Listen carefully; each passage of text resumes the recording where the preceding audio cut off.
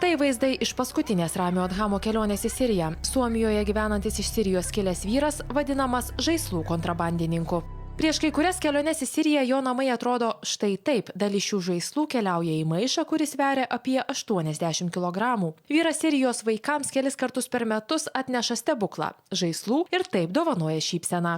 Išskirtinėme interviu Infodienai Ramis Adhamas sako, kad kai prieš kelerius metus pradėjo teikti pagalbą Sirijos vaikams, nė negalvojo, kad tai taps jo rutina.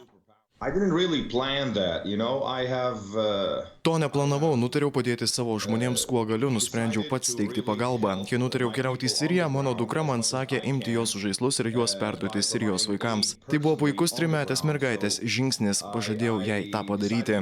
Darau tai jau nuo 2012 metų iki dabar. Žaislų kontrabandininko etiketę gavau prieš 2 metus, kai pastebėjau, kad siena uždaryta ir niekas negali važiuoti į Siriją, tada turėjau ieškoti kitų būdų patekti į savo paties šalį. Adhamas pats augina 6 vaikus ir sako matantis, kokie žaislai jiems svarbus. Pasak žaislų kontrabandininko, lėlė Barbė ar pliušinis meškinas karo alinamoje šalyje gyvenantiems vaikams bent trumpam padeda pamiršti aplink krentančias bombas.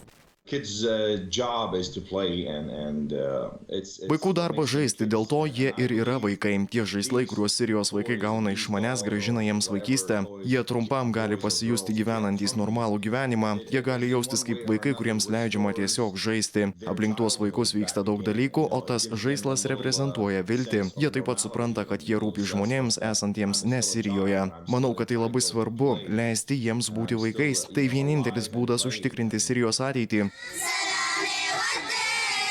Adhamas tiki šviesia Sirijos ateitimi. Jis sako, kad kai karas baigsis, važiuos padėti atstatyti savo tėvynės. Tačiau vyras realistas. Sako, kad artimiausią 10-metį ar net 2 to tikrai nebus. Dabar kiekviena jo kelionė gali būti paskutinė. Pastaruoju metu nuo tada, kai buvo prarastas Alepas, karinė ir geopolitinė padėtis visiškai pasikeitė. Daug grupuočių bando tapti galingesnės ir įveikti mažesnės grupuotės. Taip iškyla daugiau ekstremistų, radikalių grupuočių. Dėl to mano darbas tapo sudėtingesnis. Nepaisant nuolatinės grėsmės, vyras sako, kad kelionių tikrai nenutrauks. Dabar Adhamui vėl pasiruošimo žaislų kontrabandai. Tai yra atsargų pildymo laikotarpis. Tie šimtai vaikų, kurie šypsosi, kai iš manęs gauna žaislus, tai viską atperka. Negaliu leisti baimiai mane sustabdyti. Toliau gabensiu žaislus į Siriją. Aš 6 vaikų tėvas, man vaikų gyvybės yra be galo svarbios. Netvėjoju dėl nieko, kas gali išgelbėti vaikus.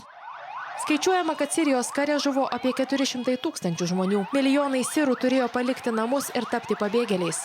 Deja, sirams tenka mokėti didžiąją kainą. Turime įtikinti Rusiją ir Iraną, kurios įsivėlusios į konfliktą, kad jos neberemtų Asado režimo. Rusai galvoja, kad po Asado nebus kam valdyti Sirijos. Aš manau, kad yra tūkstančiai žmonių, kurie galėtų tai daryti. Žinoma, būtų politinių konfliktų, tačiau kad baigtųsi kraujo liejimas, Asadas turi būti patrauktas. Tikiuosi, kad dabartinė Jungtinių valstijų administracija bus griežtesnė nei ankstesnė, kuri nieko nedarė, kad išspręstų konfliktą.